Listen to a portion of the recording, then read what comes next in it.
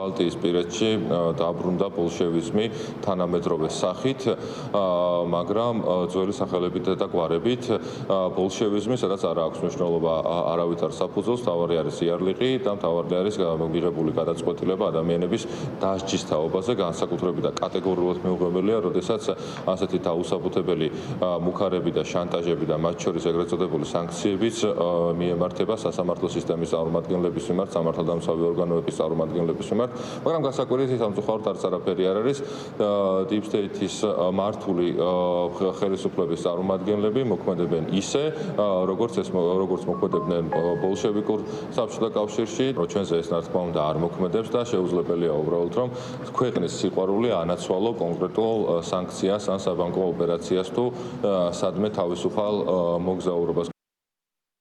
Lietuvām ნახეთ რომ გააფართოვა სანქციებულ პირთა სია, რომელიც აღარ ეხება მხოლოდ პოლიტიკურ მაღალჩინოსნებს, არამედ უკვე შეიცავს მოსამართლეებს, ანტიკორუფციული ბიუროს წარმომადგენლებს და სხვადასხვა წრეებს. მინდა ყველა ცრუ მოწმემ, პოლიციის თითოეულმა ოფიცერმა, რეჟიმის პროპაგანდისტებმა და ყველა იმ პირმა, რომელიც ნებსით თუ უნებლიეთ თანაზიარია იმ ბოროტმოქმედების, რომელსაც ჩადის ქართული ოცნების თვითმფარქვია რეჟიმი, ერთხელ და სამუდამოდ გაიაზროს, რომ მათი სახელები და მათი საქმეები ცნობილია დასავლური სახელმწიფოებისთვის. შესაბამისად, ისინი იქნებიან იზოლირებული ცივილიზებული სამყაროსგან და მოუწევთ ქართულ ოცნებასთან ერთად ჩინეთის, ვენესუელას, ირანის და ნაურუს ამარადარჩენა. ჩვენ მივესალმებით ამ სახის პოლიტიკის გატარებას, სადაც კონკრეტული მაღალჩინოსნები, მოსამართლეები, ქართული ოცნების ხელისუფლების გარემოცვის წევრები სანქცირდებიან. ჩვენ მივესალმებით ტარგეტირებულ სანქციებს და ამაზე ვმუშაობთ.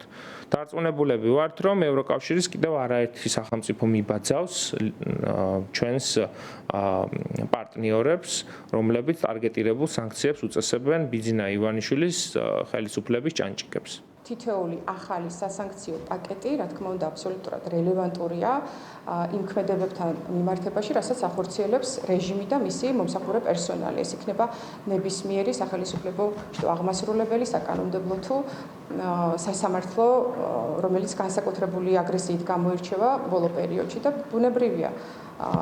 თუ ეს აქამდე იყო მაღალი რგოლის წარმომადგენლებზე სასანქციო პაკეტი, ეხლა უკვე საშუალო რგოლზე ვრცელდება და ეს იქნება ამით არ დასრულდება ეს პროცესი, ეს იქნება პერმანენტული ზუსტად იმ ქმედებების შესაბამისად, რასაც ახორციელებენ ამ რეჟიმის წარმომადგენლები.